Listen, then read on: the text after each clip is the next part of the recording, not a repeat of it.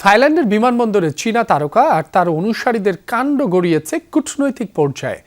এয়ারপোর্টে নিয়ম ভাঙার কারণে পুলিশের সাথে ধস্তাধস্তির পর বিমানে উঠতে দেয়া হয়নি ২২ তরুণীকে। এই কাণ্ড সামাজিক যোগাযোগ মাধ্যমে ছড়িয়ে পড়ার পর বইছে সমালোচনার ঝড়।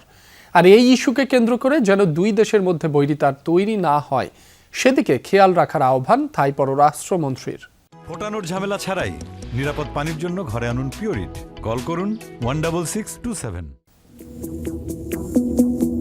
বিমানবন্দরের টার্মিনালে পছন্দের তারকাদের দেখতে ভিড় করেছে একদল চীনা তরুণী। শুধু দেখে ক্ষান্ত নন তারা, টার্মিনাল থেকে বোর্ডিং ব্রিজ পর্যন্ত শিল্পীদের করছেন অনুসরণও, আর সেটা স্মার্টফোন সহ।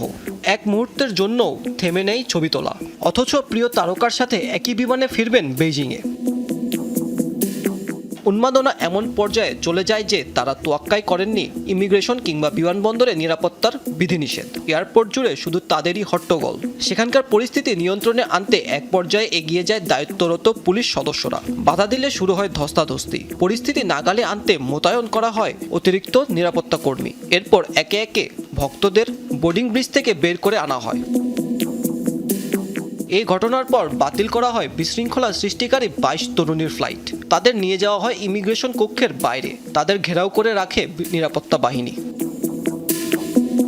এই ভিডিও সামাজিক যোগাযোগ মাধ্যমে ছড়িয়ে পড়লে শুরু হয় সমালোচনার ঝড়। তরুণীদের অভিযোগ তাদের ওপর করা হয়েছে বল প্রয়োগ। বিষয়টি কূটনৈতিক পর্যায় অবধি গড়ায়। থাইল্যান্ডের পররাষ্ট্রমন্ত্রী কথা বলেন দেশটিতে থাকা চীনা রাষ্ট্রদূতের সাথে।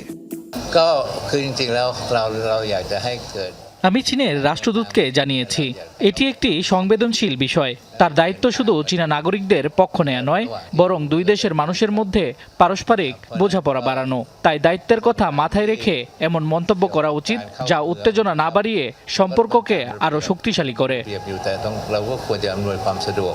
চীনা নাগরিকদের সাথে অতিরিক্ত বল প্রয়োগ করা হয়েছে বলে স্বীকার করে সুবর্ণভূমি বিমানবন্দর কর্তৃপক্ষ। এ ঘটনায় দুঃখ প্রকাশের পাশাপাশি সংশ্লিষ্ট কর্মকর্তাদের বিরুদ্ধে শাস্তিমূলক ব্যবস্থা নেওয়ার আশ্বাসও দেন তারা।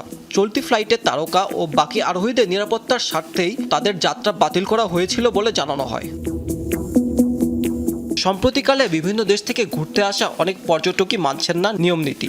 সামাজিক যোগাযোগ মাধ্যমে তারকাদের অনুসরণের প্রবণতা বাড়ায় ঘটছে এমন অনাকাঙ্ক্ষিত ঘটনা, যা থাই সমাজে ফেলছে নেতিবাচক প্রভাব।